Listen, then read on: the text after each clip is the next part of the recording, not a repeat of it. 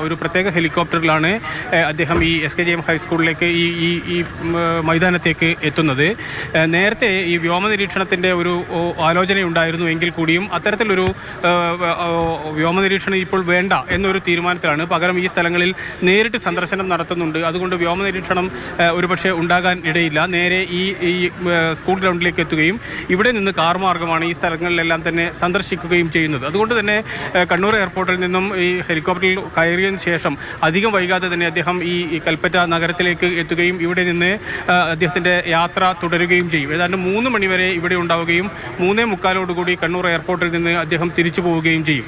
കനത്ത സുരക്ഷ എന്ന് പറഞ്ഞാൽ ഒരുപക്ഷെ വയനാട് ചരിത്രത്തിൽ ഇന്നേ വരെ കണ്ടിട്ടില്ലാത്ത അത്രയും വലിയ സുരക്ഷ ഇതിനുവേണ്ടി ഒരുക്കിയിട്ടുണ്ട്. പോലീസ് ഒരുക്കിയിട്ടുണ്ട്, SPG ഒരുക്കിയിട്ടുണ്ട്. അതിന് വേണ്ടി ഇപ്പോൾ ഇന്നലെ ഉച്ചയോടുകൂടി തന്നെ ഈ പ്രദേശം മുഴുവൻ SPGയുടെ നിയന്ത്രണത്തിൽ കൊണ്ടുവരികയും അതിനനുസരിച്ചുള്ള ക്രമീകരണം